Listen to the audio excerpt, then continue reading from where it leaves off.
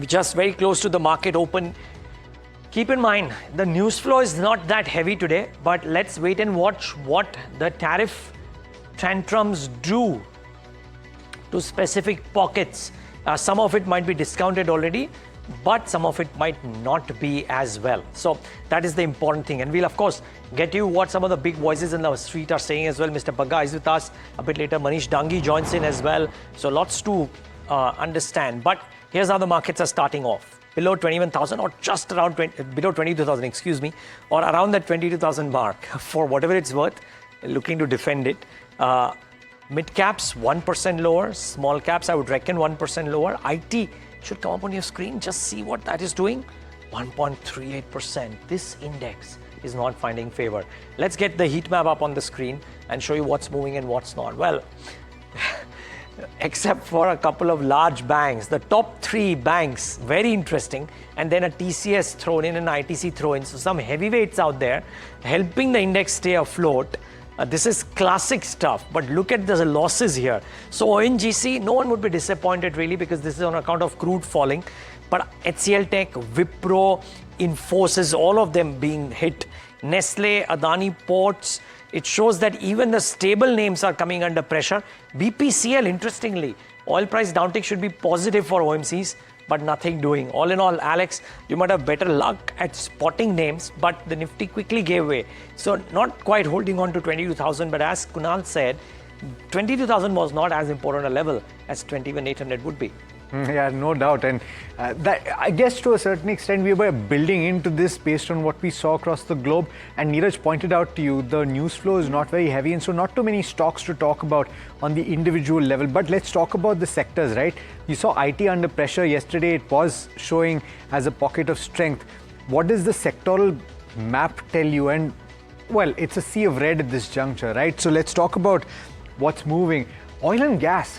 1.8%, 1.7% lower, and in fact, even the oil marketing companies under pressure today, despite the fall of crude prices. We'll talk about that in just a bit. But you have realty that's under considerable amount of pressure today, down about 1.8%, 1.9%, nearly 2% at this point. You have energy that is lower. You have everything from IT, which is down about 1.8%, 1.7%. Auto is back also down over 1% or so. And right on top of the list, maybe to a certain extent, you're seeing a little bit of resilience as we've been seeing in the financial names, with the Nifty Bank only down about 0.1% or so. Let's see if any strength is built through the day. Hope for that to take place. But let's look at a few individual stocks now.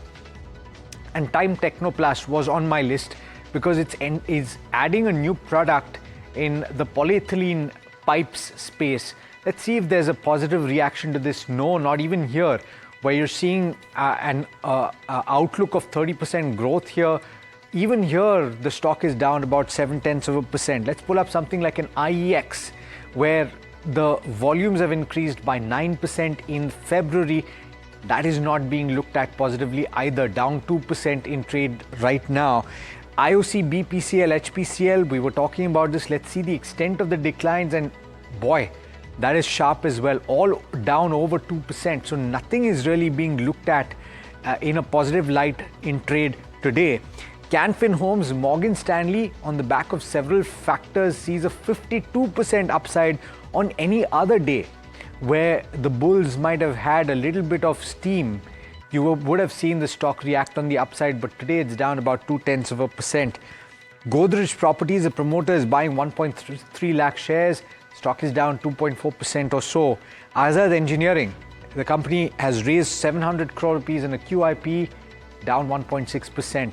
And what about the stocks that have gotten a thumbs down rating? Suraksha Diagnostic, it's, yes, so there you go.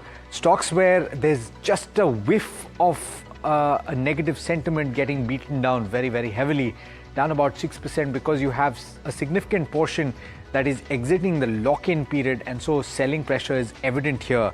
And Havells, where you had BofA that retained its underperform rating and cut its target price.